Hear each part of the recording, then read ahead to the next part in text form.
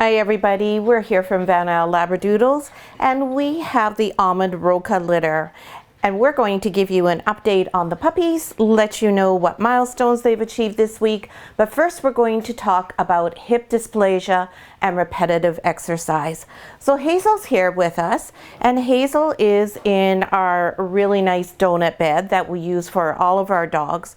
And the puppies are moving around a bit, but if you just take a second to take a look at how the ones who are nursing are lined up against Hazel, and you can see that they're on a bit of an angle, and that's because this bed mimics the natural position that dogs will be in when they were nursing their puppies and how they would dig their den.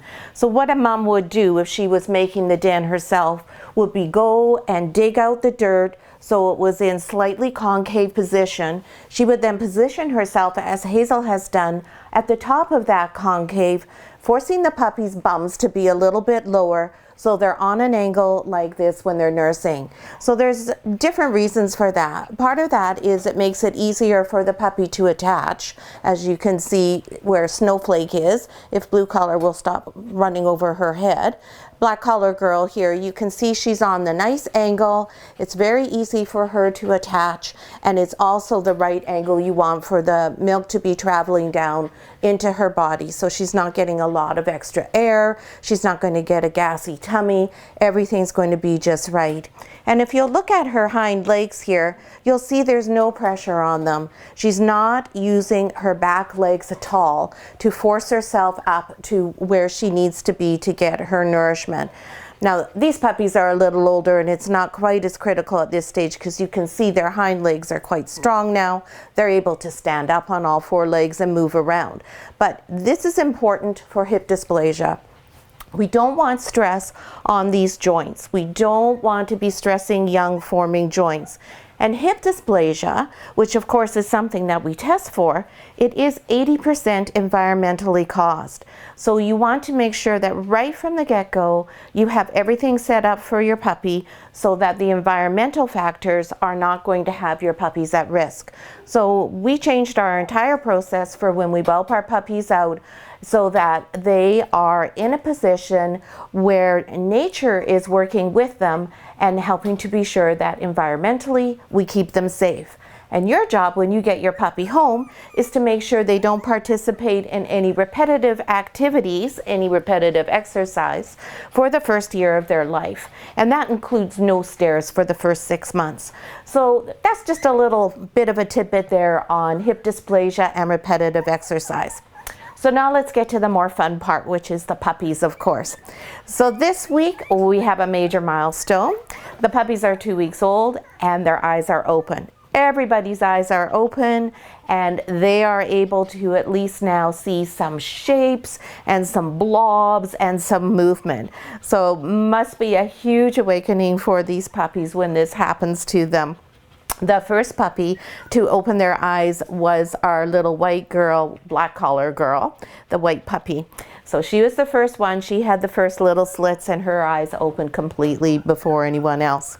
And the other major achievement that the litter has accomplished this week is they are up on all fours. And you will see them climbing around, getting into all sorts of trouble now, and they're even starting to play with one another. So it's a really fun time with lots of good things happening with the puppies. So now let's talk about each individual puppy and where they're at this week.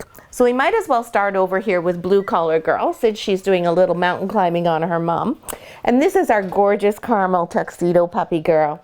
And you can see she has those pretty eyes showing for you there. And you'll notice that all the puppies right now have blue eyes. That's just temporary. Their eye color will change. She'll end up with a beautiful light hazel color eye when she's mature. But as babies, all puppies' eyes are blue when they first open, right? And Blue Collar Girl now weighs 850 grams. So she's doing just great. She's up on all fours and just having a great time. And you'll hear that they're a lot more vocal now too. She's getting mad at me. Next, we'll take a look at Brown Collar here because he happens to be closest to me, or she rather. And this is little brown collar. Brown collar is also a beautiful caramel color, just not quite as many white markings as what blue collar has. So brown collar has these beautiful little white toes, some white around the mouth and on top of the head. And brown collar is weighing in at 1,120 grams. So he's over the 1 kilogram mark and already weighs 2 pounds. Well, more than 2 pounds technically. Next, coming up towards me here is red collar girl. This little beauty. Now this is our chocolate phantom in the litter. And if you've watched the other videos that we have, you'll know that phantom means tan points. And tan points are the brown on her legs, on the side of her face, her eyebrows, and under her bum. So similar markings to a Yorkie, a Rottweiler, or a Doberman. Although she's not very Doberman or Rottweiler like, hey, don't sweetheart. So this little lady is currently weighing in at 1,010 grams. So she's over that kilogram mark as well. There you go, sweetheart. Next here I see we're going to have our little black collar girl, who is our white puppy, who we call Snowflake. And this little girl, I am pretty sure now, is actually an extreme parti. So what's an extreme parti? An extreme parti is a dog who is almost all white, such as this one, and has just a couple of very small amounts of other color. So black collar girl is actually an extreme caramel parti. I talked last week about how I thought maybe she had some dirt on the side of her head here, but it isn't. It's caramel. So she's going to have a teensy little bit of color right on the top of her ear here, right on the side of her head. When you have an extreme, the color does tend to usually be based around their eyes and often at the base of the tail. She doesn't have any at the base of her tail, but she does have a little spot here. So she's not an all-white dog. Boo! I was hoping we had an all-white one just for fun. You can hear the puppies are all crying because Hazel's just left the nest. She's going to come over and see what I'm doing. Would you like to go back and see the babies, hon? You want to go see the babies? We let Hazel decide. She knows best, but really what she's doing is checking out to see what I'm doing when I'm holding them and why they're over here. So black collar girl, she's one of the smaller puppies. In fact, she is the smallest puppy, and she's 835 grams. So you can see there's a lot of demand for Hazel when she is away from the nest. The puppies are quite vocal. I'm gonna grab green collar boy over here. Hello, sweetie pie. And green collar boy also has his beautiful blue eyes showing for you. And green collar is a brown and white tuxedo puppy. And tuxedo is this large amount of white markings on the face, the head, around the neck to make a collar, halfway up all 4 legs. So this little handsome fellow, he is a full tuxedo and a very pretty fellow. His chocolate's going to be a little bit lighter than this as he ages, most likely, because Papa Trip is a dilute chocolate. So chances are his chocolate's going to be a milky color as opposed to a dark chocolate color. And green color weighs an even 1,000 grams, so he is a kilogram. There you go, sweetie pie. There we go. Oh, Hazel, they're all so sad. Hazel's taken herself off over to a little different bed, and she's just watching the action. And then finally we have white collar boy. White collar is our only puppy that is mostly solid, and he is this beautiful, handsome chocolate color.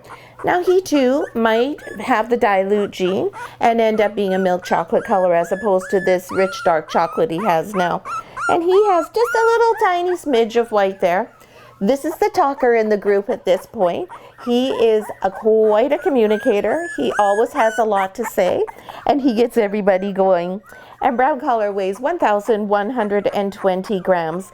So he and white collar, the 2 chocolate boys, are the 2 biggest puppies in the litter. Oh my goodness, there's so much talking. I can see over here that blue collar's trying to get a nap. She's trying to use black as a pillow. There we go. Now you can see how mobile they are. Last week this bed kept them all safe and secure. We didn't have to worry about them going anywhere, and there was no noise. Now they can get around everywhere, and they're having all sorts of conversation. So that's the Almond Roca litter of mini Australian Labradoodle puppies, and this is their 2-week update. We hope you enjoyed it, and next week will join us again as we give you more information about these little mini Labradoodles.